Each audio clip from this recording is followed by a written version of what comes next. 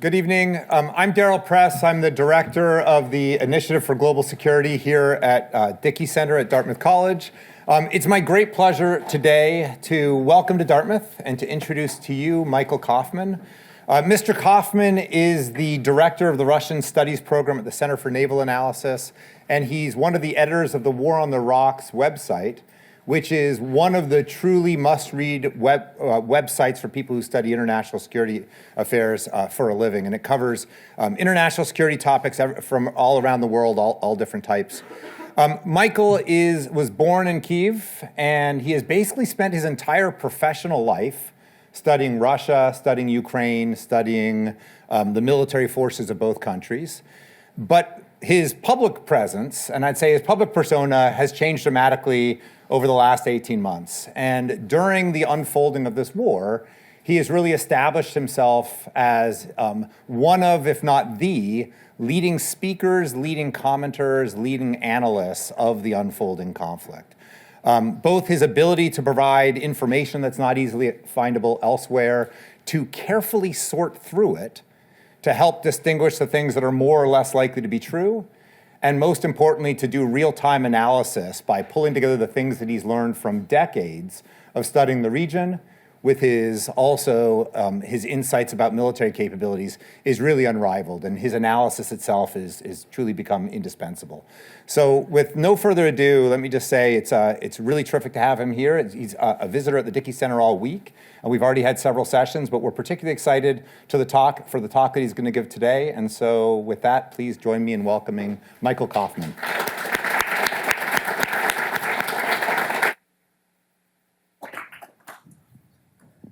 All right. Thanks for that kind introduction. It's good to be here with you this week.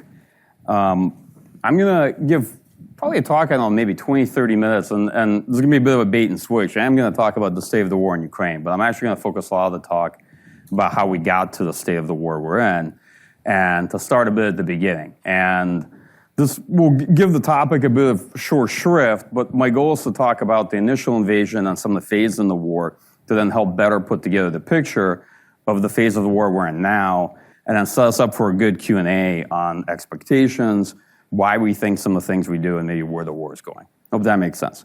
I brought a PowerPoint with some slides. That's not just because I used to work in the Department of Defense or in government. It's because whenever you're talking about a war, maps are very useful. It helps to see the things you're talking about and the geography. It's very important. So that's what most of this is. The first slide, as I'll show you, has bullets on it, but don't be afraid. It's the only slide with any bullets at all in this presentation. Trust me. A couple of caveats and just some points up front, right? Look, the reality is that even maybe 15 months in, there's a lot we do not know about this war, and the early takes are often wrong. I don't like filling uncertainty with sort of a false sense of confidence, which you often get in conversations about conflicts. And I think through research and fieldwork, I and other analysts have been able to revise what we know about this war several times now, about how it started, why it began that way, maybe what some of the main causal factors were in terms of outcomes, and how we got here. But there's still a tremendous amount we don't know. We're going to have to revise this story time and time again. So I just encourage all of you to think kind of critically about this subject, right? And also be patient with the field of Russian military analysis. I kind of joke, we're still debating what happened in World War I and World War II, so we're not going to have all the answers about what happened in this war right now as the war is ongoing.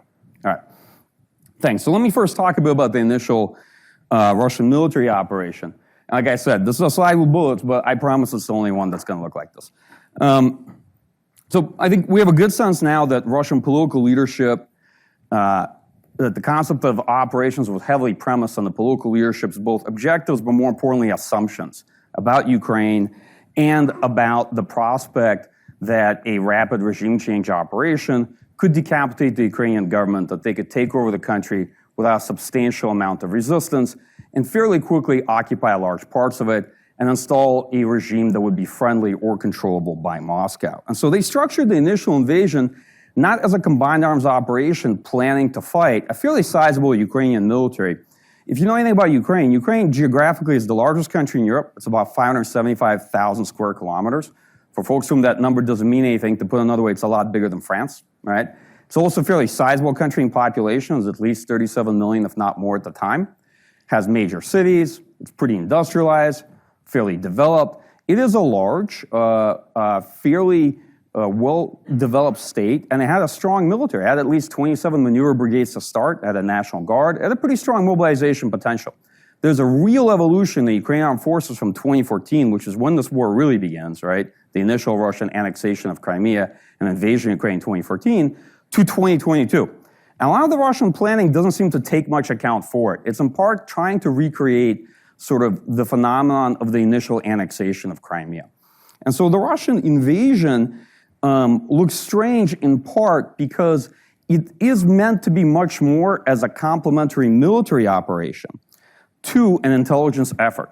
Right? The Russian leadership believe that over the course of a substantial period of time, they have the intelligence operatives in place that they will be able to affect regime change, flip key mayors and governors. They won't have to fight for cities, and a lot of the Ukrainian forces won't fight, and they'll be fairly easily isolated. And they think they've penetrated Ukrainian intelligence, Ukrainian military, and they have all these infiltrators and other people on the ground. Now, some of this from my own experience turned out to be, at least based on people's accounting, quite true.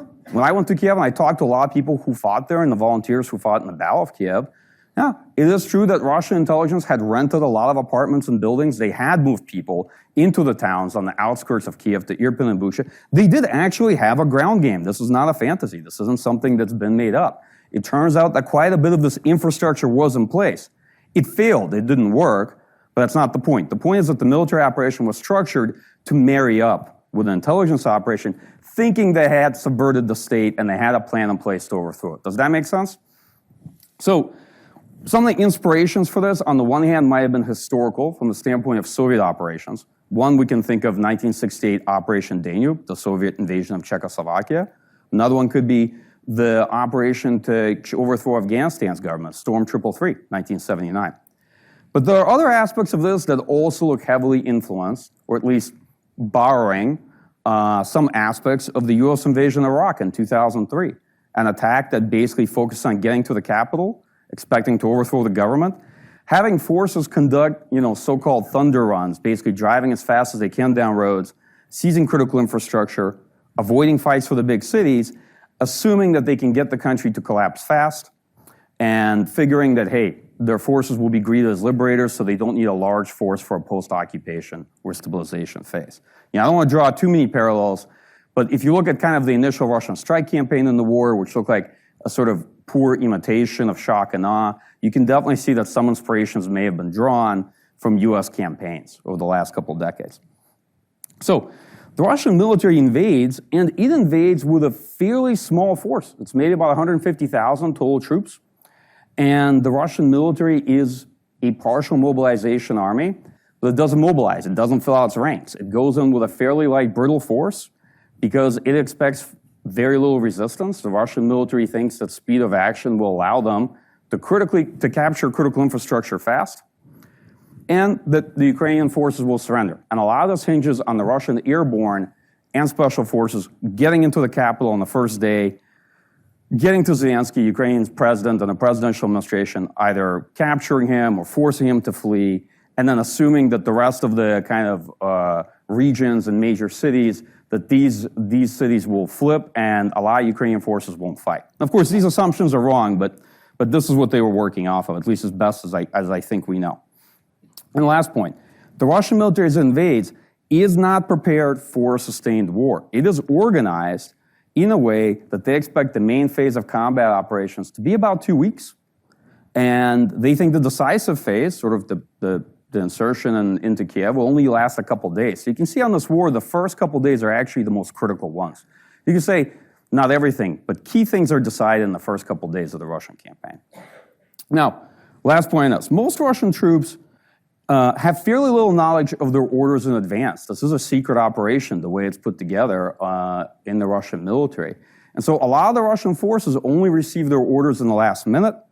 And the Russian campaign, when the assumptions are proven wrong, well, they're quickly overcome by confusion, there's a loss of morale, and there's a lack of trust in the officers and the mission. The effort quickly becomes unglued. And I'll show you the Russian invasion on a map. Let's talk about what it looks like. So the war begins February 24th, and March 12th, this is about as far as the Russian military gets into Ukraine. Right now, and the war effort stalls out at this point, and then March 25th, they essentially order a withdrawal from Kiev and the part of the southwest and try to reconstitute for a different campaign. Right? The Russian invasion in practice, the initial kind of theory of success the Russian military has, is defeated by about March 25th. Now, if you look at it, you'll see a couple of things. First, the Russian military planned to get to the Ukrainian capital, and that's the part in the north with all the arrows coming down from Belarus. And the reality of the Russian effort is it's a huge invasion on 3 fronts with many different axes of advance, and it involves a large part of the available forces standing in the Russian military. And the Russian military was trying to do something that in practice they had not done in many decades as sort of scale size of war effort. And they were also trying to do it in a way that doesn't really kind of represent the way they train and organize to fight. That is, the Russian forces invaded Ukraine, assuming that this campaign was marrying up to a different intelligence effort rather than actually deploying informations arrayed for a major battle with Ukrainian forces, to put it kind of more simply. And because of that, the Russians take very significant losses early on. They lose a lot of their best infantry, a lot of their best equipment, and Russian casualties are very high in this first phase of the war. And more importantly, the Ukrainian military is a lot more capable than the Russian forces give them credit for and has a strong will to fight. But on top of that, a critical factor is played by Ukrainian civil society and a lot of volunteers who show up to fight in the first couple of days, and they stall the Russian advance at critical points, and they buy time for the regular Ukrainian forces to get themselves in position and to survive sort of the initial shock of this invasion. So another aspect of it is that the Russian military had a lot of issues. All forces have rot inside of them that they know about, but a major war effort like this will often reveal rot in the military that even the military leadership doesn't know about, and exposes it pretty quickly. And so for me, I think to frame the discussion of the initial Russian campaign, if we ask the question, to what extent, is this a bad army or a bad plan? I think in terms of plan, the plan was pretty poor, incredibly unrealistic, suffering from war optimism, and some pretty wild assumptions about Ukraine and what the Russian military and intelligence services could accomplish in Ukraine. But this was also not a good army. A good army can, to an extent, compensate for a bad plan. And the Russian army, at the level of fundamentals, training, quality, ability to translate concepts into practice, which requires a lot of organizational capacity. Think of it as more like the software of a military and organization. Discussions often focus on hardware, equipment, capabilities, but the software, the actual ability for an organization to translate this into practice, to sustain a large-scale campaign, to do the things that they talk about in theory in real life, that also was missing. And the Russian military wasn't nearly as experienced as they thought they were. Let me talk a bit about the Ukrainian side of this equation. So the truth is that despite everything I've said, this outcome was very much not overdetermined. To be frank, this was a damn close run thing in the first days of the war. A lot of times we have a false sense of history because we think whatever happened was probably the likeliest outcome. Whatever the eventuality is, that this is the highest probability event. And I don't think that's necessarily the case here. The truth is that the Ukrainian political leadership didn't really think a war was coming. And they thought that very likely this was all an effort to destabilize the Ukrainian government. And the preparations for defense were only made fairly last minute in advance of the Russian campaign.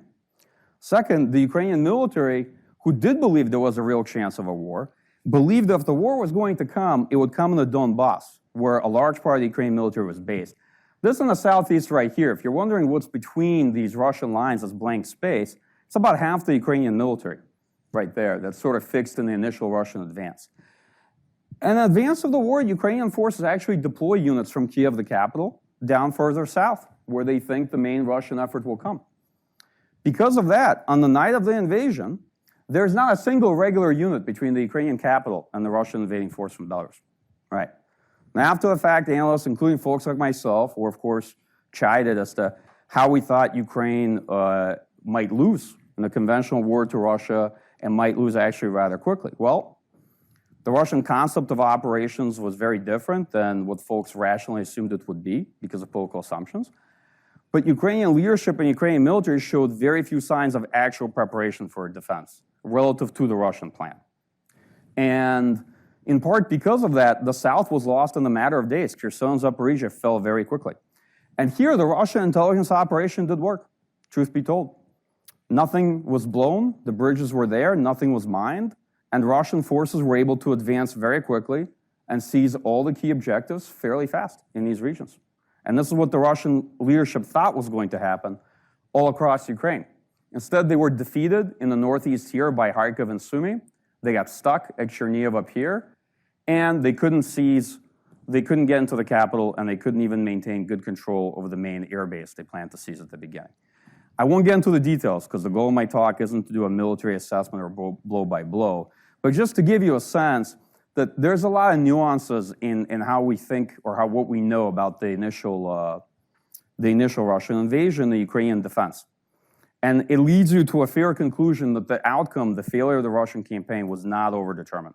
We are in some ways fortunate to be living in this timeline that events unfold in this way, and they were determined by choices individuals made. The Ukrainian President Zelensky chose to stay. He didn't flee. Some of his advisors told him that he should at least move the government to Lviv, to the far west of the country. So a lot of individual choices shape these outcomes. And history is often like that. It's a confluence of choices by individuals when these situations are imposed upon them. And it's very easy to kind of oversimplify it and say, surely the Russian plan was going to fail, and so on and so forth. All right.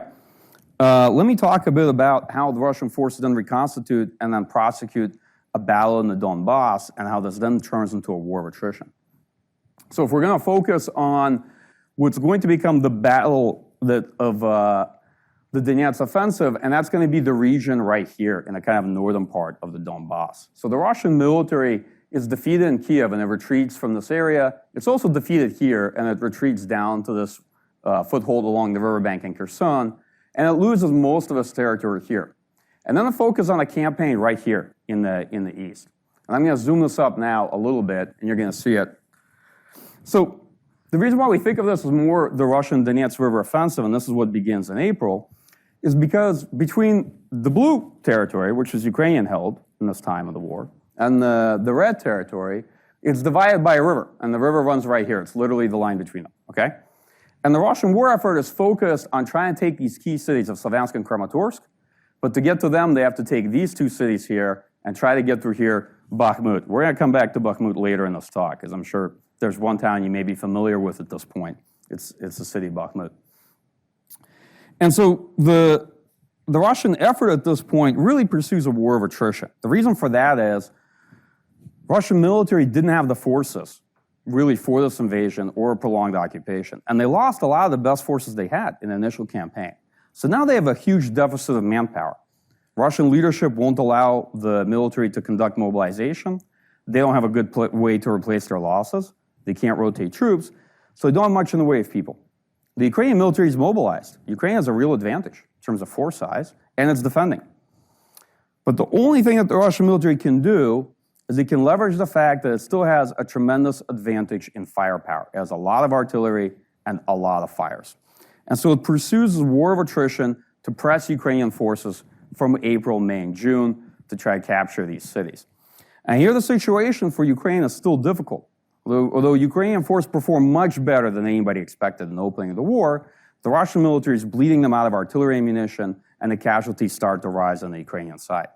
And at this point, beyond obviously Ukrainian will to fight, the critical part or sort of the critical factor that comes in is the provision of Western intelligence to help shape battlefield outcome and situational awareness for Ukrainian forces in a way that you just haven't seen in other conflicts. Perhaps better analogy might be something like Iran-Iraq war. But if you're looking at a war where U.S. forces are not directly present, but a lot of U.S. intelligence community and other parts of the establishment are shaped in supporting one side of the war effort, that might be a decent analogy.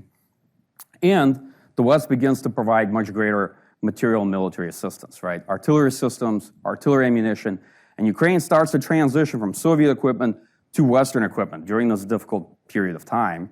And eventually, by late June, Ukraine acquires HIMARS systems, long-range precision strike, multiple launch rocket systems. And these create a bit of a difference in kind in that they allow Ukraine to start degrading the Russian artillery advantage. So by July, even though the Russian military has captured these cities here, it's essentially run out of momentum. It's spent its manpower, it doesn't have as good an artillery advantage, and it's run out of steam. And so in August, the initiative begins to turn to the Ukrainian side, and that sets us up for the fall counteroffensives that Ukrainian forces conduct. And those are the consecutive offensives in Kharkiv and Kherson. And the Russian military has this big manpower problem. Thousands of kilometers of front, not enough people to hold it. So it makes a choice. It essentially empties out the northeast region of Kharkiv, which we'll get to in a second, and focus on defending Kherson in the southwest. And that creates an opening for Ukraine because it's essentially conducting two offensives in the fall. So let me talk about Kherson. That's a bit of a blow up on the map, and I think it might be easier if I go back 2 slides just to remind us where we are in geography. It's a little easier for me because I tend to follow the conflict day by day, so it's easy to snap from one place to another. But if the counteroffensive in Kharkiv is more towards this area right here by a zoom, and this is where Ukrainian forces find that the Russian lines are very thinly defended, and they break through and create a rout. Kherson was always meant to be the Ukrainian main effort. And here a lot of the Russian airborne is holding lines of defense on the side of the riverbank. And so in Kherson, which is this part of the map that we're going to right now in the southwest, the initial Ukrainian offensive struggles and in September, but does make some headway. And in October, they make another push and advance along the side. And it pressures the Russian military to withdraw because this river, the Dnipro River, is a very significant boundary, right? And Ukrainian military destroys one of the bridges here, and the Russian military is left trying to supply all their forces with just the dam bridge over here and ferries. And so they can see the writing on the wall, the attrition curve is against them, and so they begin a withdrawal in October. And they are able to pull out most of the airborne and their equipment and then begin to kind of consolidate in the parts of Ukraine they occupy. And that's going to get us into the winter, and don't worry, we're pretty close to the present, but I think it's a useful conversation to have about the history. So as Russian forces withdraw from Kherson, they start to consolidate lines. They start to entrench in the parts of Ukraine they still hold. They begin digging in, building fortifications, putting down minefields, and in September, they conduct a very significant mobilization. It nets them about maybe a total of 300,000 personnel. They start to stabilize their lines. They start to refill kind of depleted units and build out reserves. Now, the Russian military is very vulnerable heading into the winter. But the Ukrainian forces, although they've done very well, they too are exhausted. You know, I was with Ukrainian units in October in Kherson, and they'd been fighting for many months. And the casualties they took in pushing Russian forces at Kherson were very significant, okay? And so it was very hard for the Ukrainian military to keep pushing. They also had to reconstitute. They also needed to replenish the force. They needed ammunition. They needed to rebuild. All the while, there's been this battle taking place for Bakhmut. And the battle's fought by Wagner PMCs, a paramilitary organization that's kind of seen as a semi-state actor. And the battle for Bakhmut is going nowhere, all right? If you remember, Bakhmut is a not-so-big town that's a great gateway to Kherson. It's right here, and you see lots of roads intersect in Bakhmut. But Bakhmut is on low terrain, surrounded by high ground, and Ukrainian defenses run right here, okay? And so Wagner's trying to take this city. Not very successfully. They're not making much progress, but it becomes a grinding fight. After Russian forces retreat from Kherson, they redeploy to reinforce the battle for Bakhmut. And the Ukrainian military does the same. So suddenly what is a fairly unimportant battle taking place grows to become the main battle taking place in terms of attention and significance. And, in wars, over time as the battle grinds on, a couple effects set in. First, you tend to have sunk cost fallacies. The more you fight over something, the more important it becomes, whether or not it was important to begin with. Once lots of people have died over this particular point of terrain or the city, it now becomes significant to defend it, right? You're not just going to give it away and retreat, given how many other comrades and soldiers have died to defend it. But secondarily, military strategy is political in nature, right? Its job is to link operations with political objectives.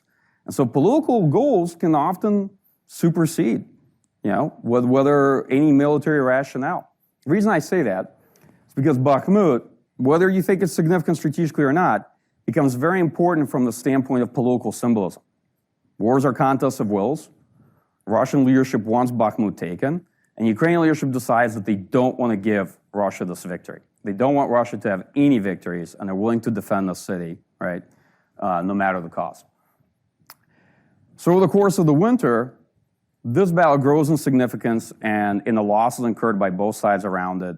Obviously, the Russian military takes much higher casualties, but they're using primarily Wagner forces, and Wagner is majority recruiting, that is, it's staffing itself from Russian prisons. It's using convicts as a disposable resource and throwing them at Ukrainian lines. So a lot of the fighters that Wagner is losing in this fight are actually drawing from the Russian prison systems as convicts.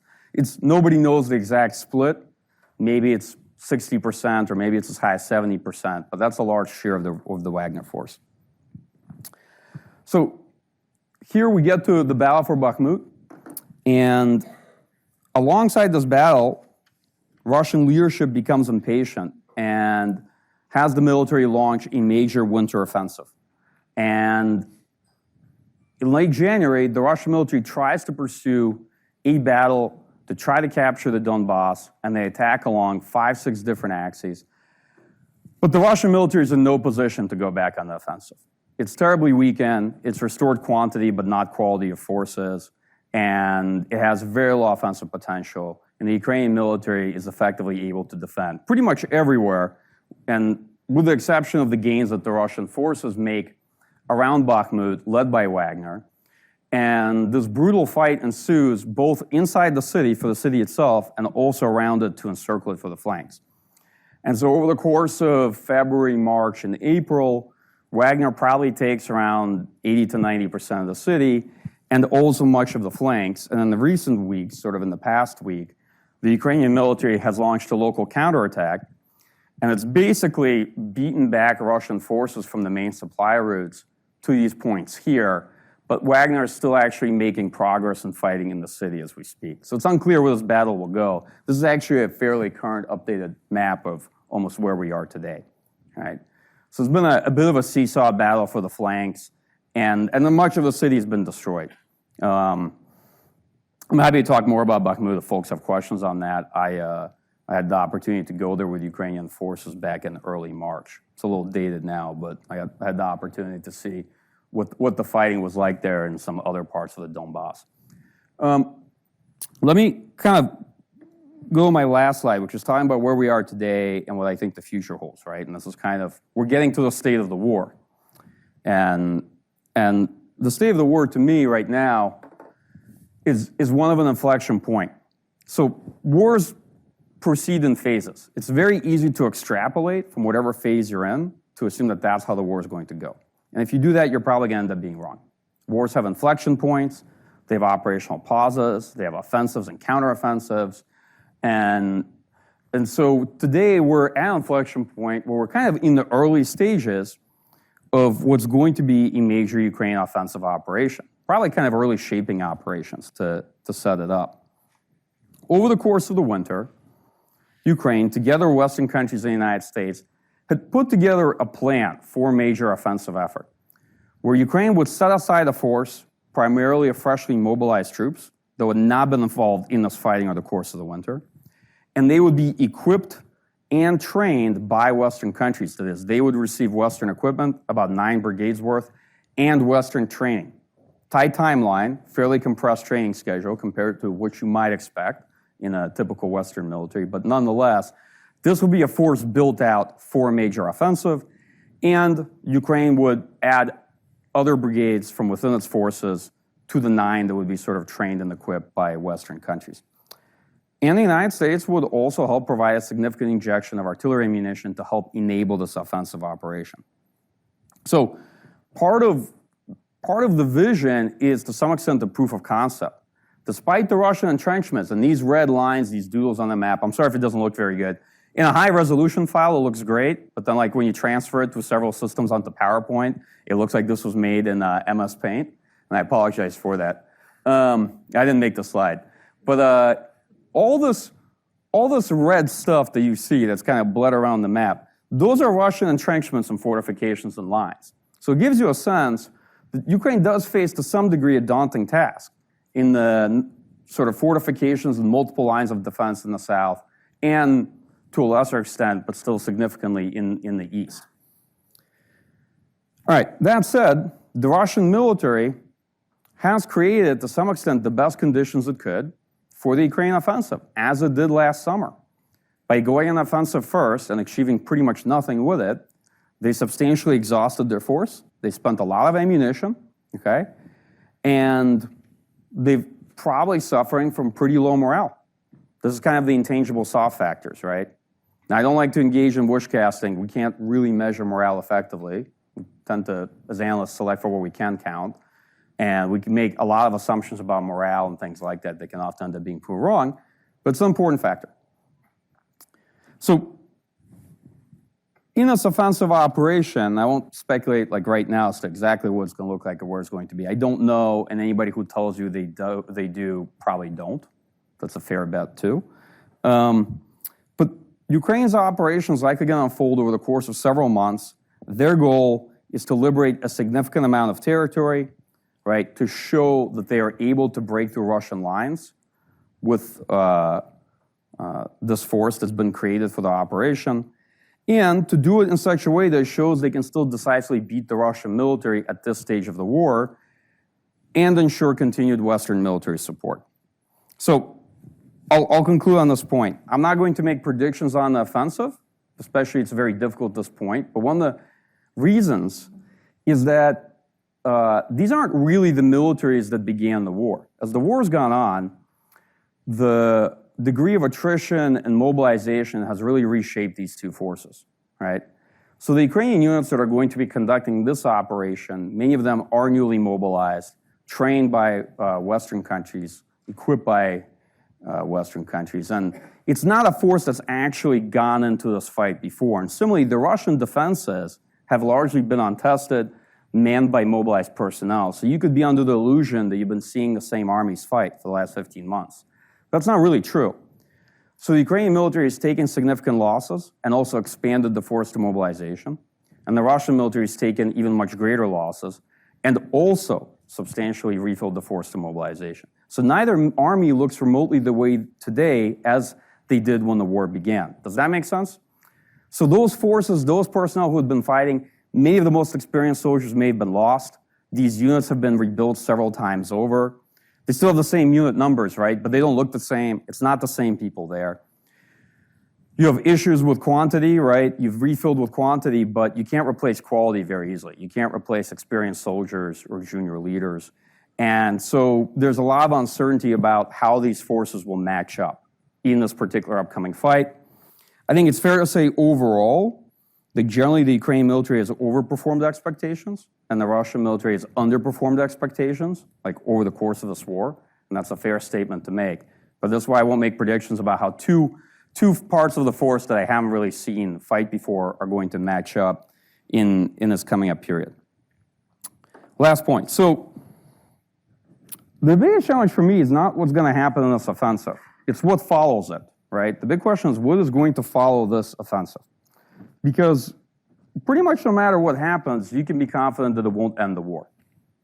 History is an imperfect guide, but it tells us that conventional wars between states, especially of this type, they tend to cluster into two categories. They tend to be either pretty short, lasting some weeks or months, or if they go on this long, they're likely to go on for several years.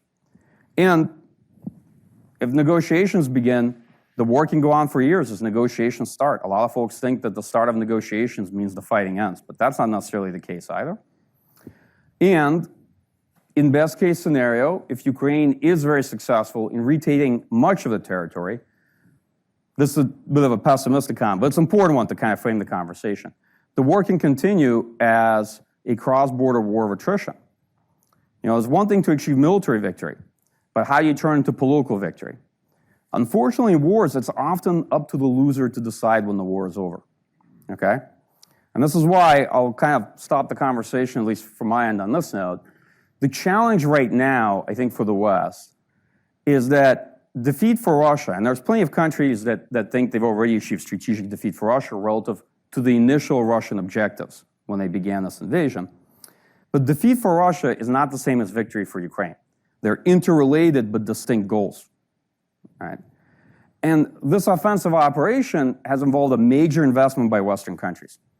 And they're going to sustain Ukraine's war effort afterwards. The United States is committed to this. But it may be some time before we're able to provide a decisive advantage again to the Ukrainian military. Meaning, this isn't Ukraine's only chance, but it could potentially be its best or one of its best chances to deal a serious blow to the Russian military. Right? And so the question after this offensive, again, to Western countries will be, and it'll be quite revelatory, is which countries and which political establishments are truly invested in trying to attain a military victory for Ukraine versus which ones had invested in supporting this offensive operation in the hope of putting Ukraine into an advantageous position to conduct negotiations. And what are they going to do if there are no negotiations to be had? If Russia has no interest in negotiations, then the war is set to go on. Anyway, I'll close out on that note and turn over to my colleague Daryl for Q&A. And, well, I had a question slide, but Daryl, they said me there's a button here where I can turn off the presentation, and I don't see this button anymore that your folks promised was here. I can hunt around for All it right, too. well, we'll leave it, we'll put the map back up. How about that? How about that? We'll leave this map up instead.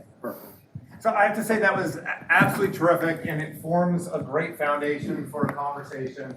And we invite questions on any of the topics. It can be about the narrow military stuff that Michael focused on. It can be the broader geopolitical issues and how this war might wind down. And I know Michael's been thinking about these topics for years, so we welcome all of that. Let me just kick off the conversation. I'll ask a simple question, partly just to let you guys think of the questions you guys want to ask yourselves. And then I'll let you just field your own questions for the rest. And we have a good 30 minutes. So here's my question. My question is, what do you suppose the Russian military and government has learned from their failure? Because I could imagine, largely from listening to you and other colleagues of mine, I could imagine them learning a range of different things.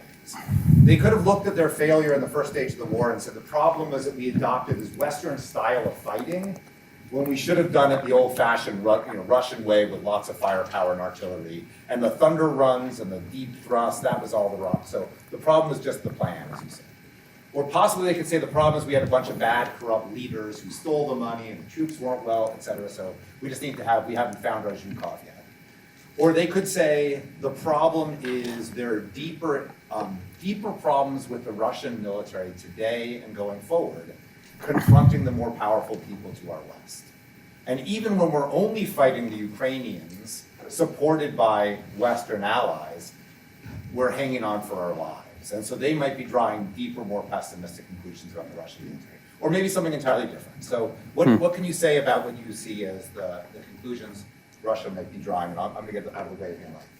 Sure. Well, as always, right, it depends on who we're talking about. If we're talking about the political leadership, and my impression of sort of Russian political leadership is first that their understanding of the situation in this war isn't particularly good, in the sense that this war has shown that the problem in Russian strategy has been a fairly consistent mismatch of political ends sought and military means available to achieve them. And even though Russian leadership has revised their goals since the beginning, it's clear that they're continuously pursuing objectives that the military simply cannot achieve in a state that it's in, given the Ukrainian opposition and Western support. Like that's just the reality. Now, that said, my impression of how Russian political leadership views this, and people like Vladimir Putin, I don't live in his head. I've never written one of those articles. You know those articles that say what Putin really wants that you occasionally read? Yeah, I've never had one of those titles, so I don't know what he really wants. But my impression is that Russian leadership thinks that they can simply keep extending the war and over time exhaust Western political will and material support, and that this is fundamentally a contest of wills. Part of the reason for that, it's not distinct to Russian leadership, is that people who are in charge of fairly sizable powers, they believe in the mobilization potential of their country, right? And Russia did inherit this immense legacy from the Soviet Union. In fact, it is spending it right now. Russia inherited a huge park of equipment from the Soviet Union, its Soviet legacy, and it's burning through this inheritance in this war, right? And at least this is my own experience, often when interacting with people in political leadership, they can rationalize for how, in the end, they will be able to win the contest of will mobilize society or what have you, and they'll overcome all these challenges and all these difficulties that they face. Part of the reason why is leaders tend to reason by historical analogy, and they're usually terrible at it when you listen to them talk about it. And they really like the historical analogies like Great Patriotic War, where they take huge casualties, but then are able to mobilize society and overcome the likelihood of defeat in the end. And they never think about all the historical analogies where their country lost the war, or when the war started out bad and then ended badly too. Okay, you never hear them bring these up, but great powers lose wars all the time, believe it or not. And you never hear political leaders reflect on the wars that their countries have lost historically. They always think about the wars that they won, or the wars that maybe started off badly, but they were able to overcome the odds. You say, what if it's not going to be one of those wars? What if it's going to be like the Crimean War, or the Russo-Japanese War? Or maybe it's going to be like World War I for the Russian Empire. What if it could be like that war, right? Because you can come up with lots of wars that might be better, closer analogies for the way this war is going for Russia and the Russian military. And on the other side of your question, what the Russian military thinks. So I think the Russian military is not monolithic. There are clearly people there who are very cognizant of the terrible mess that they're in, who have been trying to say this to the Russian political leadership throughout and kind of spoken truth to power. And that generation of leaders after this war will likely try to reform the Russian military. It's not clear yet in what direction. One, depends on what happens with Putin. It's like if you ever read what Soviet generals wrote before Stalin died and after he died, it's like two different stories in terms of lessons learned from the Great Patriotic War, right? And so this might also be the case to an extent with while Putin's in power versus after he's not. But for the immediate period, Russian military leadership is basically adjusting to be able to sustain this war. And the people in charge, let's be honest, are quite old. Gerasimov, Chief of General Staff, and Shoigu are both 67. In the Russian system, this is like they're thought of as grandpas, right? Gerasimov is well past his service age, meaning he's well past retirement age in the military. And you know what their takeaway from this war is? That the Russian military was sort of a halfway house. Partly a Western-styled military, permanently standing force, a lot of training and exercises, some advanced capabilities, long-range precision-guided weapons, what have you, and had borrowed or taken a lot of lessons about use of precision-guided weapons and non-contact warfare and all these things. Another part of it's a partial mobilization army with conscripts, right? A lot of equipment, a huge mobilization base of old Soviet gear. And their take is that the problem with the Russian military wasn't that it wasn't Western enough, the problem with the Russian military is that it wasn't Soviet enough, okay? And so like their sense of where to take the Russian military right now is much more in a Soviet direction of large formations, okay? Pulling out of storage all the Soviet equipment that they still inherited and building out a lot of quantity over quality because that's largely what they have access to right now. Now, if you're asking like a follow-up question, do I think that's going to work? The answer is no. I'll tell you a very simple reason. Do you know why Russia cannot rebuild a Soviet-style military? The answer to me is straightforward, because Russia is not the Soviet Union. I was born in the Soviet Union, and I can tell you that Russia is very different from the Soviet Union. It doesn't have the industry, the manpower, the demographics, the size of the economy, the defense industrial base, and it doesn't have the capacity to recreate the Soviet military. Not at all. That's the reality. So this lesson that they have drawn, I think that a lot of what they're imagining they're going to be able to do, to some extent, it's a fantasy on paper. That said, Russia still has significant resources, has a fairly autarkic defense industrial base, still a sizable amount of manpower, and it could still probably sustain the war for some period of time. I won't venture guesses as to how long that's going to be. Perfect. Why don't we just turn it over to the audience, and we have a good 30 minutes, and I'm just going to let you call your own questions if you don't mind. Is that yeah, sure. Good. I'll move that. Sure. All right. First hand one up right there. Gentleman in the red sweater. Could you talk about the assassination of Denis Karyev early in the war? Of who?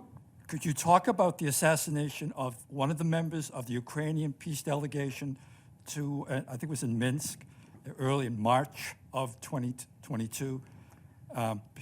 Budanov confirmed that he'd been assassinated by some segment of the Ukrainian intelligence services. Karyev was a member of the main intermediary between the Ukrainian delegation and the Russian delegation.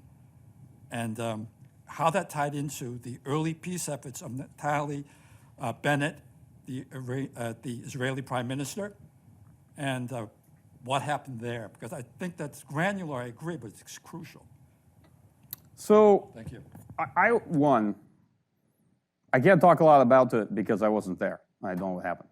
Okay, but more importantly, as a substantive answer, I would be careful with monocausal theories about what happened at any point in this war. Generally, large conventional wars like this can't be explained by any one small specific factor. If you're interested in the question of negotiations, I'll give you my own personal interpretation of what happened in March, all right, which is that the Russian leadership had the most leverage and perhaps an opportunity to pursue an early end to the war despite their disastrous opening during this time period, around middle of March, okay? And two things happened towards the end. As they began to withdraw from the capitals, they were defeated at the capital, and they couldn't, in Kiev, and they couldn't sustain the forces deployed there. They essentially lost all leverage over Ukraine's political establishment, the sort of knife that was at the throat of Ukrainian political leadership. And secondarily, as they withdrew and they lost all that leverage, and Ukrainian forces were then retaking the towns on the outskirts of Kiev, the sort of immediate suburbs of Irpin, Bucha, and Hostomel, and I've been to these towns myself, they began to see all the atrocities and all the civilian deaths right there out in the streets that the Russian airborne had left in their wake. And so two things happened at the same time. Russian leadership lost their leverage over Ukrainian political establishment because they were effectively defeated and withdrawing, and the Ukrainian political leadership had no possibility of pursuing these kind of negotiations with Russia once the public saw exactly what Russian military had been doing. Can you imagine what the impression of society was if Zelensky was then to go out there and negotiate a compromise to snatch defeat from the jaws of victory, especially after the kind of atrocities that people had seen? And, you know, most of us, like, watching this conflict, obviously didn't have a good sense in those early days what the Russian military was doing in Bucha and Irpin. And once it became clear, those negotiations were no longer viable. I think for those two primary reasons, if that makes sense. That's my own view. You may have a different one. But I don't believe that any single member of the Ukrainian delegation specifically mattered to this cause. Admitted, in fact, that one of the elements, some elements of the Ukrainian conspiracy assassinated one of the leaders of the peace delegation. It's not me. No, I believe it's, no, I fully appreciate what you're saying. But keep in mind also, Budanov says a lot of... Yeah, good. But at that time, Bennett said that he arrived in Kyiv. He found Zelensky hidden in his bunker, begging him to go to Moscow and extract funds from Putin that he would not be assassinated. This is Bennett's house, it's not me. Now, something was going on there, and it was reversed. Now, I can remember an awful lot of atrocities committed by the Ukrainian side. There was Seva in 2015, 500 bodies found after the Ukrainian forces pulled out. That is going to be, is that a cause to go on slaughtering, maybe ending the war? Because they're keeping it on, we'll end the war crimes. And we end up in this vicious circle, turning to running up bloody flags, and keep the slaughter going. As what we have today is endless slaughter in Dartmouth, all sides. This is whoever broke down those peace negotiations. I think it was the Americans and the British themselves putting pressure on the Ukrainian side to back out. According to Bennett, he had the plan made. He had the agreement. It was reversed by the Americans and the British. Okay, and now we have the consequences flowing from that. This is why this war keeps on going, because of.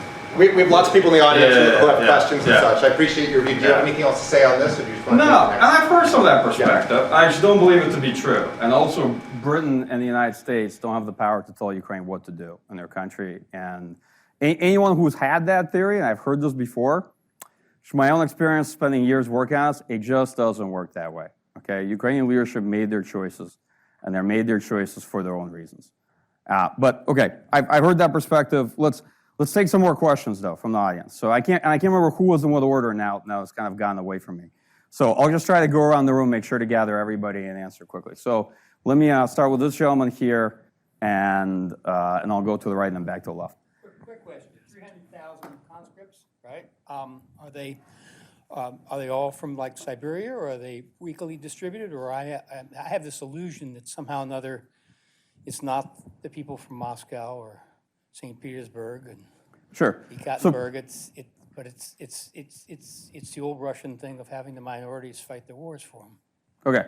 So regarding mobilization, I mean, typically don't call mobilized people conscripts because Russia still has biennial conscription, right? A draft that it takes people in. Before it was ages 18 to 27. Now they switched the age bracket somewhat. So the mobilized personnel are in a broad age range. It includes quite a few folks that could be ages 40, even ages 50 and up.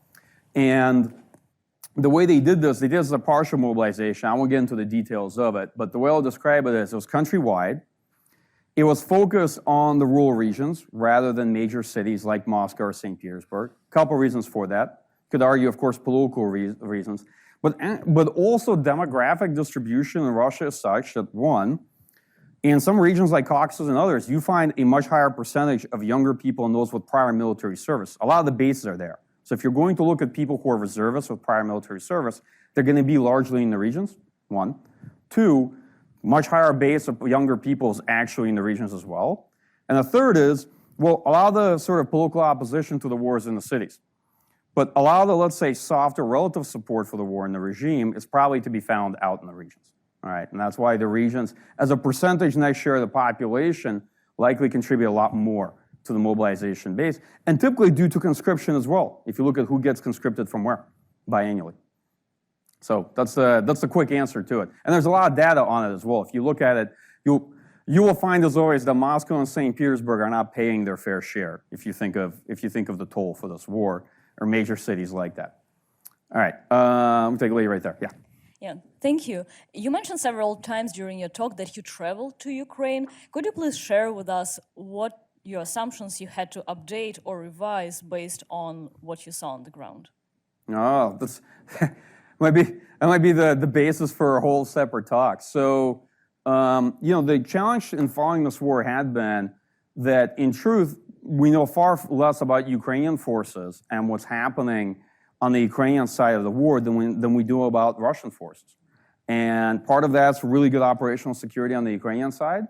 Part of that is, in general, we knew far less about the Ukrainian military when the war began. You might ask why. I'll tell you easily. First, folks that do what I do, who are military analysts, primarily work for the government or adjacent to national security establishment.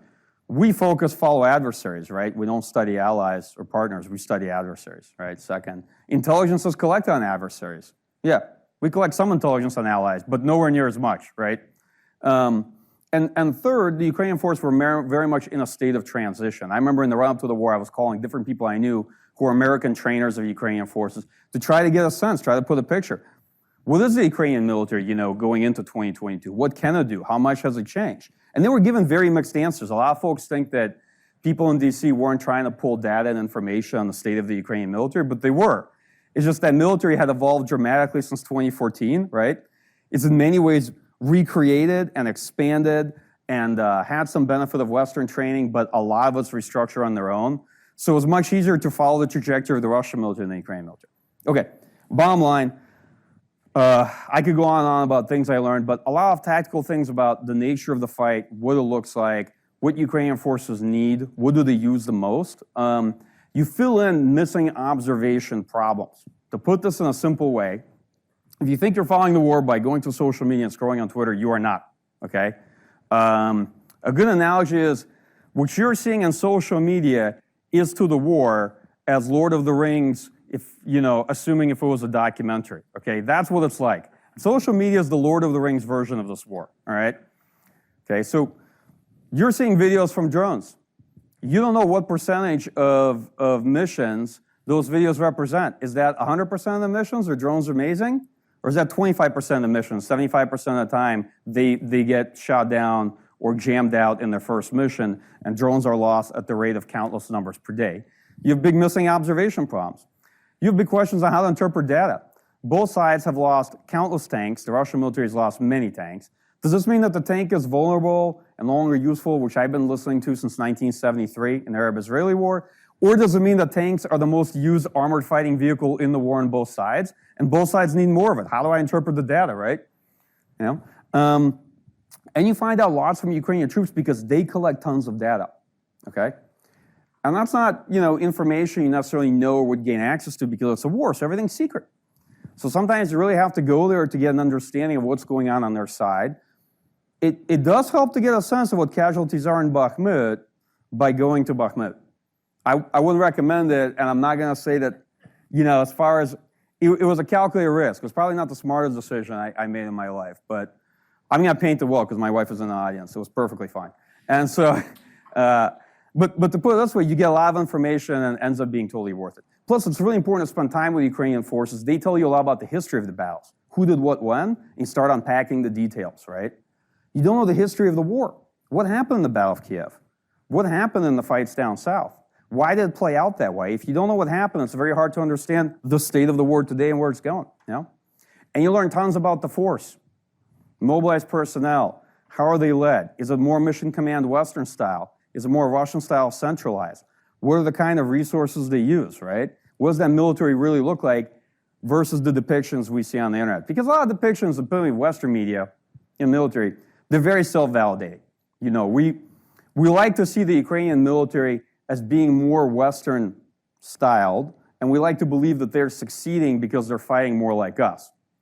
There's some truth to that, but to me, it's also very much not the case. The Ukrainian military has different cultures that exist within it, and Ukrainian forces have done well because they fight the way they fight, and it's not necessarily just like the Russian military, and it's not necessarily like us either.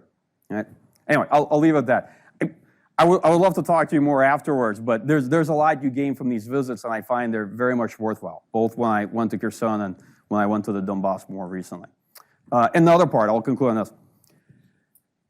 If you go to one fight, you only own one fight, and that's the challenge in this war. The battles are different, so oftentimes you read news article where journalists go and they talk to some folks at one battle, and they get their anecdotal experience, and then they build a narrative out of that, generalizing that the war is like this. This is how the war is going, And it's not. Like, it's a 1,200-kilometer front, and actually the battles are different, the forces are different, and there's different situations along the front. All right, I'll be shorter in my answers now. Jennifer. Thanks so much.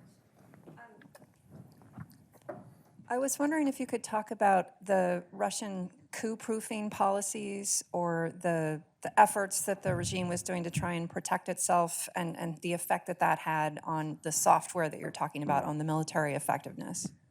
Sure, so it's a good question. So I'll tell you, my classical view of the Russian military then is that it didn't reflect some of the militaries you'd find in other autocracies where an effort to coup-proof had essentially substantially affected the force and often would build out even a second force, right?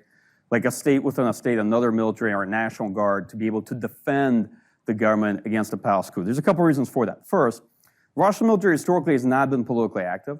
Second, it doesn't have a good history of coups at all or getting involved with them nearly that much. And those roles in terms of civil-military relationships, there are always challenges, but you would find that generally the Russian general staff and the Russian military writ large stayed out of politics. You had some early periods in the 1990s with like Lebedev and others in the early transition, but this I don't think was a principal concern for Russian leadership.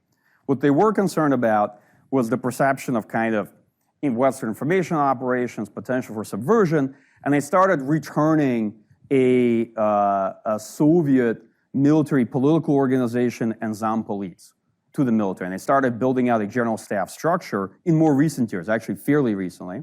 And they appointed the former head of Western Military District to be in charge of it, to restore Soviet structures that used to exist in the previous system. Not to the same extent, but remember in the Soviet military, there was sort of a regular commander, and then there was a political commander in the unit who handled all sorts of discipline and other issues. China has that.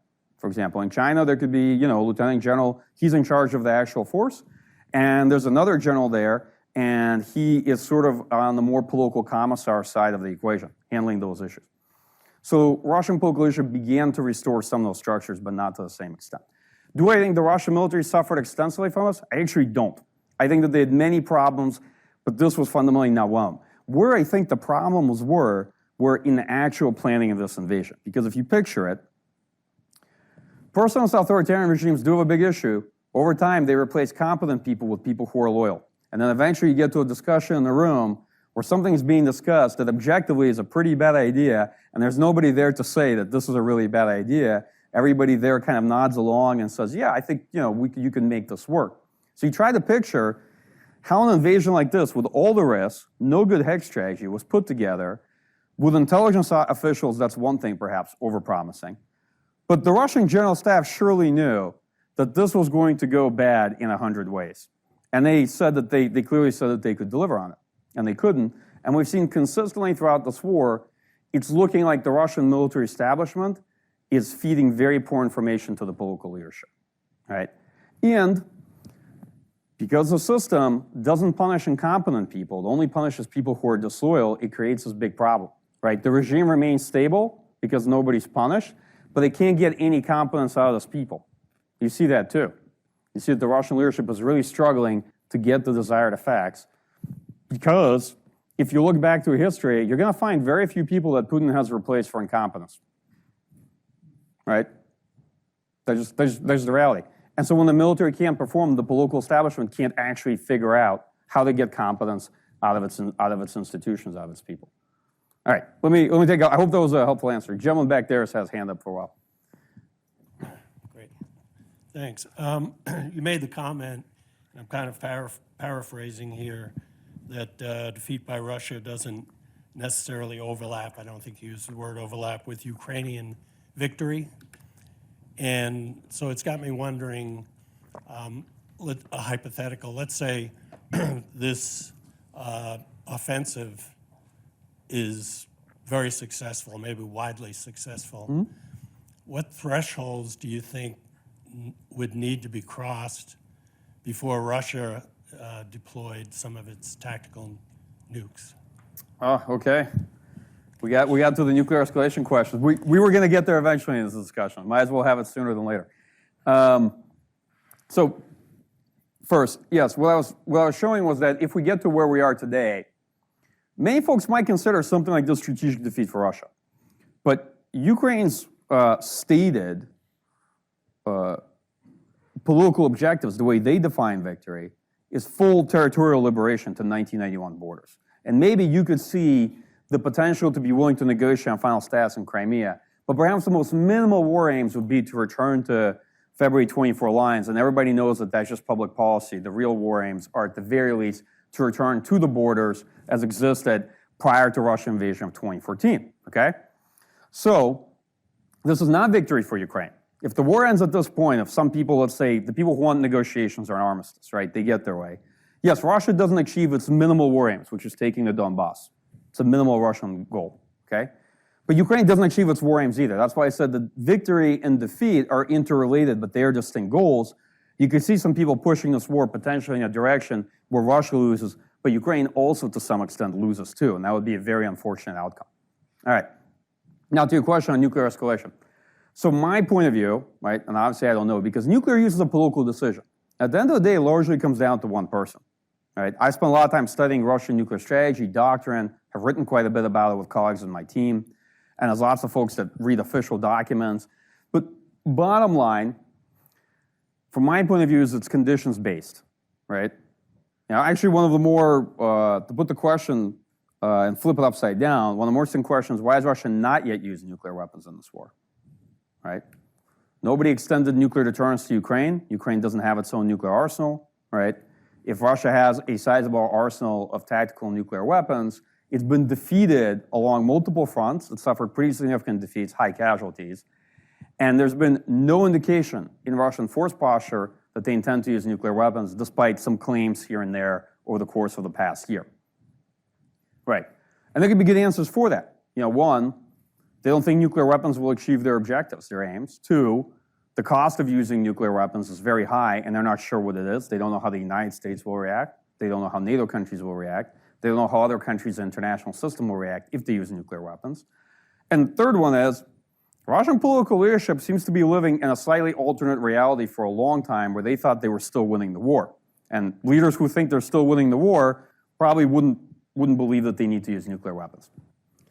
So to me, the likely condition, and I'm just hypothesizing here, right, because I don't know. It's not like I've ever been to the war room with a big map as they have in Dr. Strangelove. And no, seriously, like where these things are discussed. is that the most likely catalyst that would precipitate that discussion is if the Russian military wasn't just beaten operationally the way they had been in Kiev or Kherson, but if the Ukrainian offensive really caused a collapse of the Russian forces and a real loss of cohesion in command and control, all right? Now, this is possible, be very hopeful and optimistic, I think a bit unlikely, but if essentially the Russian war effort collapses and then they're weighing the risk, right, of strategic defeat in Ukraine relative to the cost and uncertainty of using nuclear weapons, they might at least debate it, or the Russian military would present it as one alternative course of action. Now, if you're wondering, okay, would they do it? I don't know. I don't live in Putin's head. And most leaders don't know what they're going to do until they're pressed into that situation, right? That's the reality of it. It's not like we have a lot of case studies in international relations and use cases, especially in this kind of war. I've seen some brought up recently that I don't think apply. Maybe the closest one to this was 1973, Arab-Israeli conflict, right? Where you have a war with core interests on the line. You know, it's not existential for the state, but it's existential for the regime at the very least, so they might see it as that way. And the truth is that I don't know what happened. I'm sorry to leave you with this discomfort, right? But as I tell people, I fought just as many nuclear wars as they have. So I'm not going to pretend to give you like false confidence, and I'll know what people will do and how it will play out, especially in a case like this. Bottom line, I don't think that nuclear use is at all inevitable, and I don't think that if conditions are met, that's what Russian leadership will necessarily decide to do. So I don't think we should be deterred by it. And if you are, it would be a terrible lesson, because essentially what you're feeding into the international system is any nuclear state can invade any other state, and if the war goes pear-shaped for them, they can threaten nuclear use, and then you have to negotiate. That is not a good lesson to teach both allies and adversaries. On the other hand, I don't hold with the people for whom nuclear weapons are inconvenient, so they just wish their existence away. They just imagine this is not a factor, and we don't have to worry about nuclear escalation. And you see a lot of establishments that don't have nuclear weapons in Europe kind of telling themselves that tactical nuclear weapons don't do anything on the battlefield, so there's no use for them.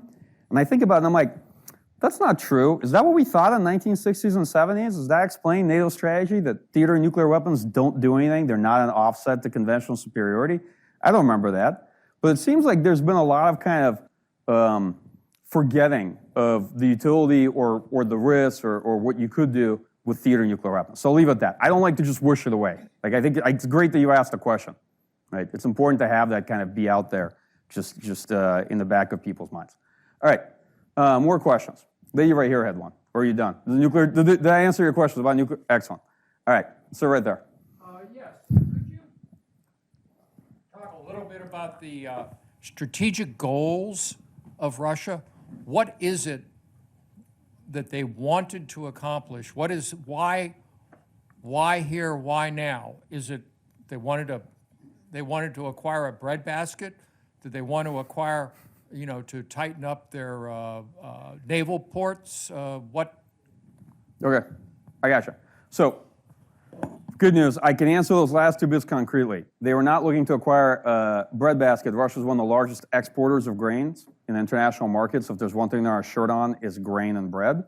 And second, they were not looking to acquire ports. The warm water port theory of Russian history was always advanced by Brits and the British Empire, and it's not accurate, because that's how Brits tend to see the world, right? And to them, getting access to warm water ports must have been essential, the monocausal theory of international politics, Russia trying to get access to warm water ports. Russia had a warm water port, actually multiples, and at the very least, it already seized and annexed Crimea back in 2014. So it doesn't help explain it. And also had a port in Novorossiysk. It was actually building out a separate naval base there on the Black Sea. Okay, here's kind of my bottom line, what I think those three objectives were and what they are now.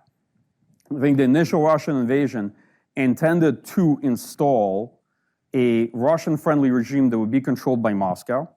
The Russian force would occupy most of Ukraine, although not all of it, up around the cut line by where Moldova is, probably is what they were looking for. Let me get back to that map, as always. Maps are useful to look at. And that they intended to, if they could, potentially create a union state between Russia, Belarus, and Ukraine, a sort of one political entity. And this was largely destroy Ukrainian sovereignty and make it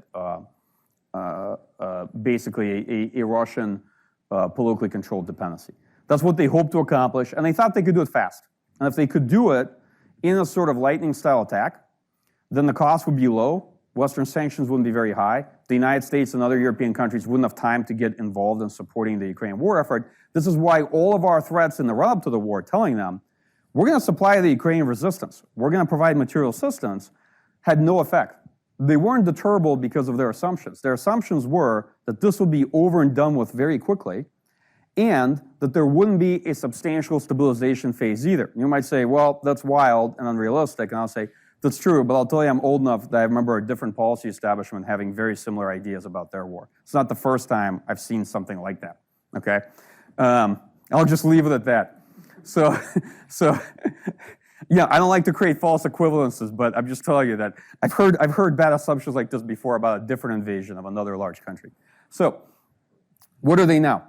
I think it's fair to say that Russian leadership no longer has these goals, but the current objective is, at a bare minimum, to seize and control the territories that they formally tried to annex back in September, or at least where they've drawn the lines.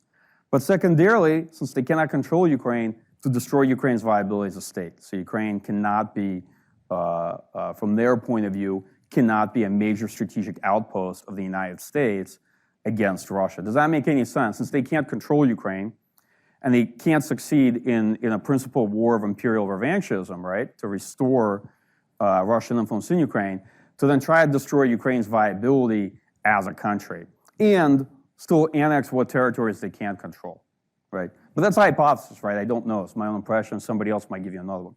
Like if you're going to ask, if the Russian military was successful in taking the Donbass and holding on to what they had, would they end the war there? And my answer is probably yeah, for a while, right? But then most likely it would lead to a rearmament period, and if they could, they would try to pursue a campaign in the south to take Odessa, cut off Ukrainian access to the coast and the main port, and then destroy its viability, economic viability as a state, right? This is the challenge of the folks who want early negotiations, not appreciating that they'll likely lead to rearmament, that a rearmament would favor Russia first over Ukraine, at least in the short term, and they'd likely get a third war out of it, a continuation war. This war is a continuation war of the initial Russian invasion in Ukraine. And if you were to launch a Minsk III process, you would get perhaps a very similar outcome to what you've had now. Just being very frank, not to be pessimistic, because a lot of people say, why don't you want to do negotiations? Say, well, you should be cognizant that negotiations don't always end wars. They can create rearmament period that only continue your war, right? Especially if nothing fundamental has been resolved between the parties. Okay, hope that's a fair answer on strategic objectives. Again, it's a degree of conjecture on my part, but let me take some more questions. Let me see. Gentleman right here. Yeah, I wanted to ask you about something that's been present for a while and especially visible recently, and that is the division between Wagner and the regular troops. And to make this manageable, I want to ask you primarily about the military side of this. A lot has been made or suggested about the idea that because of this lack of unified command, this is another problem for Russian forces, and especially going forward, I'd be interested in your take on, is that going to be a problem with the Ukrainian counteroffensive coming up? And I guess the other, I think a lot of what Prigozhin has been doing on his videos is probably performative, but this question, the other thing that has been kind of set up is this idea that Wagner troops are superior or have been superior to the regular troops. And, especially in Bakhmut, where this little brief entree counteroffensive has been more successful, I guess, against the regular troops above the city. And to what extent is that going to continue to be true as more and more of Wagner is replaced by, the original professionals are gone, and yeah. Sure. Okay, first, so Wagner started to get prominence in this war around May, first in the Battle of Popasna, where they made a breakthrough and they were working alongside the Russian airborne. And then they basically became one of the assault forces as the Russian military had a real dearth of kind of manpower, usable manpower.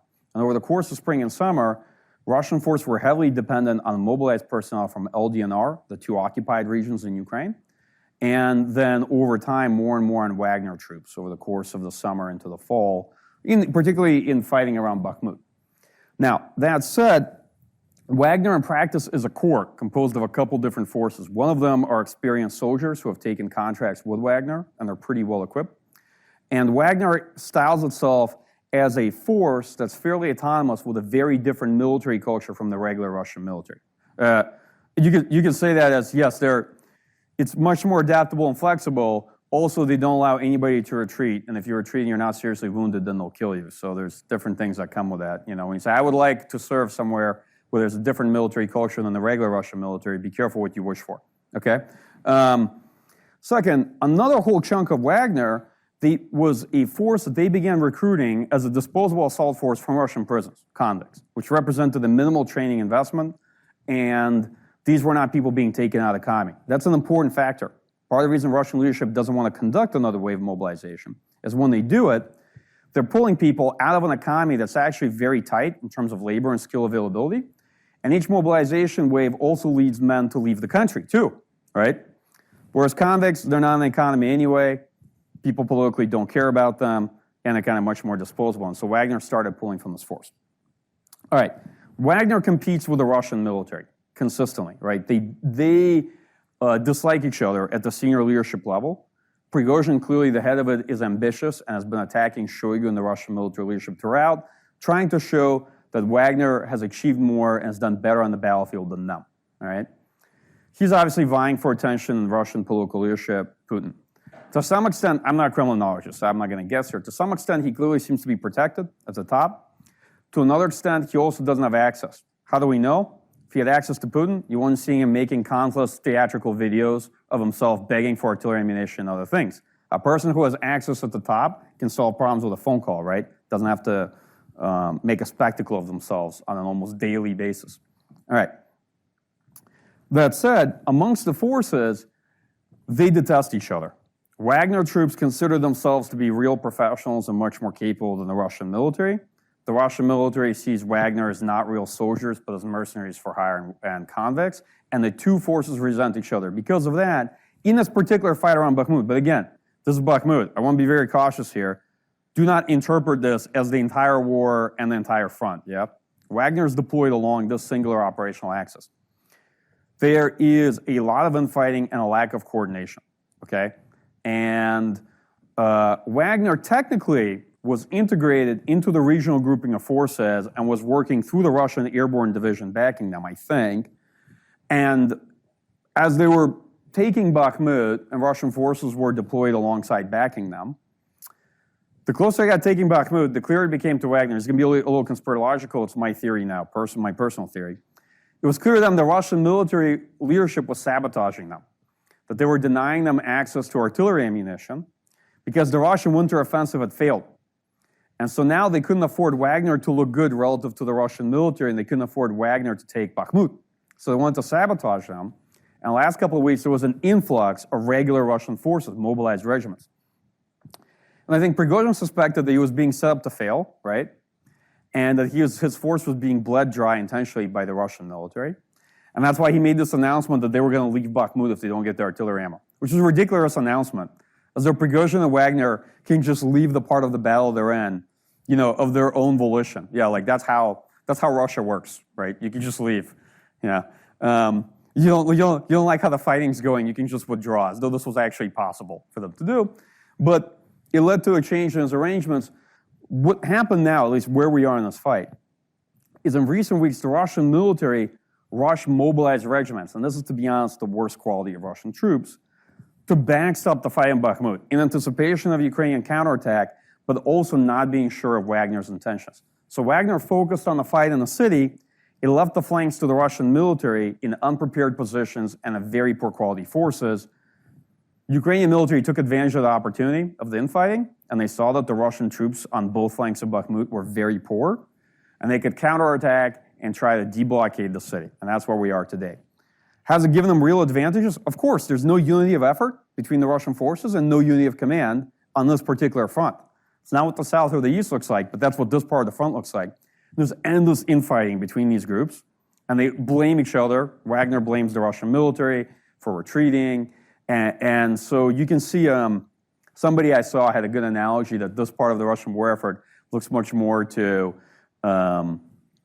the White Guard, the White Army during the Russian Civil War, and the infighting between the generals on the white side of the Civil War, and the lack of unity of effort between them, right? That the Russian war effort had, at this point, looked a lot less like anything of the Soviet Union. It looked much more like the white side, the imperial, of the more imperial forces during the Civil War. Anyway,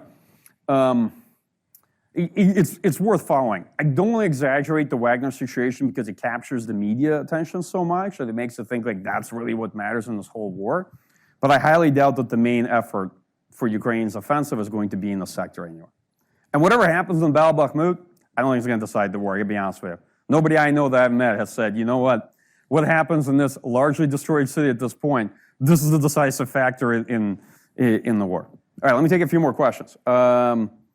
Okay, one second. I see two gentlemen back there. I'll go a bit faster now. Let's take two because we're getting closer to the time. From an economic perspective, it's pretty clear what the ramifications have been for like the West, like higher gas prices and stuff. But the sanctions, what do you assess has been the result of them for the Russian economy? Have they achieved some sort of macroeconomic stability, or is it like a dam that's about to break? They're somewhere in the middle. Okay, what if the impact of sanctions on the Russian economy is the question. Okay. By the way, the higher gas prices and energy prices, that's not entirely true because prices spiked last year, but they have substantially stabilized.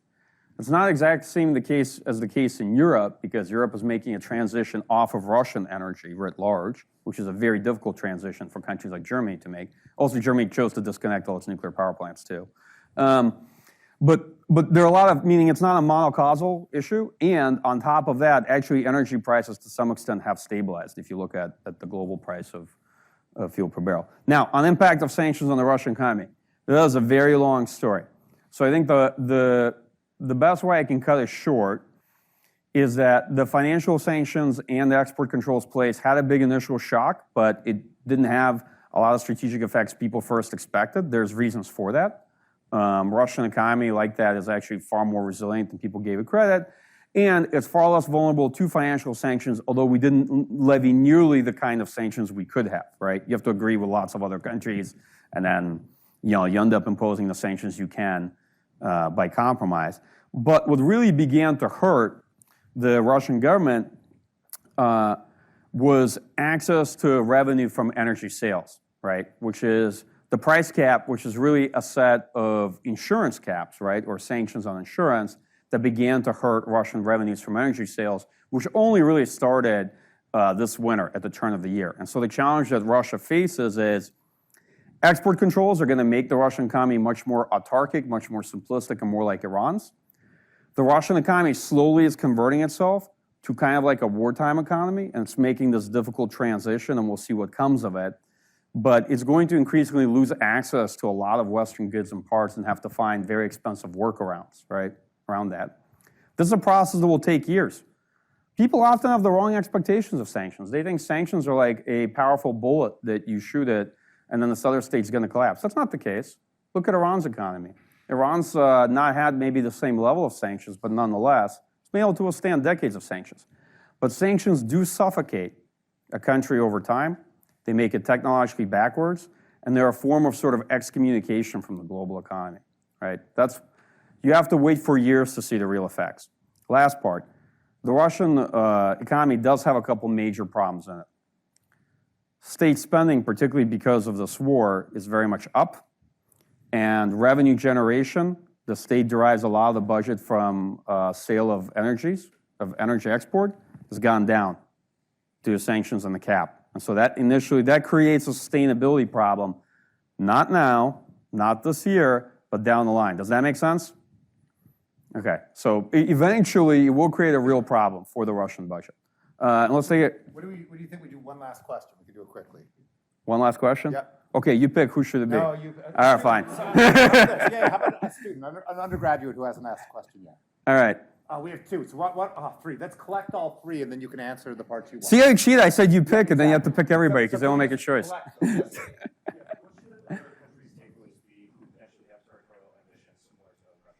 Okay. All right. You talked about the inadequacies of Russian training, and also how even though Ukrainian troops are being trained in America, it's sort of a fast training, but still likely a high-quality one. I was just wondering what you see as like the long-term ramifications of such differences perhaps in training, whether or not the Russians are improving theirs, and whether or not we'll see a continued sort of training of Ukrainian troops by Americans and other Westerners, and what that effect may be. Okay. I was going to ask about misinformation and propaganda and how Russia's been pursuing that both domestically and abroad, and then to what extent, if any, you feel like it's been able to penetrate Western countries like the U.S. Oh, far question. Okay. Easy questions. All easy questions. All easy questions. Okay. What lessons should other political establishments draw if they're bent on sort of territorial revisionism or revanchism? Obviously, we're not talking about China and Taiwan. But so I think the lesson that their political establishments should draw is that although one of the principal inputs or factors into political decision-making on war is war optimism, they should realize that, use of military power on this scale is fraught with risk and contingency. Okay, conventional war can get real expensive real fast in international politics. It's very costly. And most countries, most leaders plan for a short war. And interstate conventional wars between sizable powers are many things, but they are rarely short. So you should assume that this is going to go wrong in 100 ways, and be sure that this is something you really want to do. And that's a lesson that actually political establishments need to learn time and time again until they see another major conventional war like this, which they come down fundamentally to attrition. They're very costly. They come down to wars that focus on replacement material, manpower, ammunition, and they often drag on a lot longer than leaders expect. Okay, that's the lesson I hope they learn. I don't know what lesson the Chinese learn. I'm not an expert on China. Okay, second question on training. So one kind of the long poles in the tents as the war goes on is maintaining force quality, reconstitution. That's very hard. You can replace people in terms of quantity, but quality is very hard to replace. You can lose, with a terrible campaign, you can lose a military you've trained for years very quickly, and then replacing it is very hard. And so Ukraine has been certainly advantaged because its forces get trained in the UK, its forces get trained in Germany, by the United States and other European countries, but it's still a percentage of the force. Ukraine also suffers from force reconstitution problems. However, over time, you can see that the Russian military has been degrading in combat power, in offensive potential, and is no longer capable of conducting large-scale combat operations. That's why all the attacks during the winter offensives were small operations distributed along a big front, right? So you see the force degrade, and it can no longer do things like combined arms maneuver or large-scale ops. And so the challenge for Ukraine is with Western assistance to make sure that it still has that capacity, even if it's for burst-like offensive operations. But yeah, force quality and reconstitution is very important. People focus on capabilities, technology, and in the West, we tend to be a technology fetishist defense establishment. And what the war shows you is that capabilities typically are not game changers or silver bullets. Like, that's the reality. You have to focus on the big questions sustaining conventional war. All right.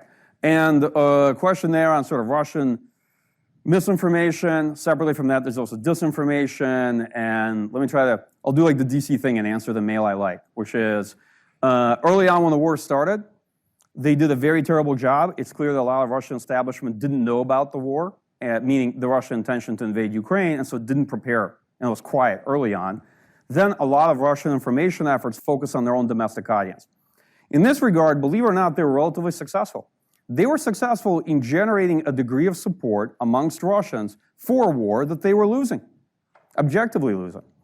And that support might be relatively soft, but you can see that a substantial degree of the Russian public may acquiesce to the war but doesn't want to participate in it, which is roughly what the regime wanted. The only problem that the Russian political regime has is that, in principle, and I'm going to steal this thought from Steve Kotkin, but he's not here. He's all the way back in Stanford, so he can't hear me. So Steve really would always highlight one of the big differences between Putin's regime and Stalin's regime is that Stalin's was a mobilization regime, and Putin's was a demobilization regime. The thrust of the regime under Putin has been to keep the public out of the political space and demobilized and largely acquiescent to what's happening.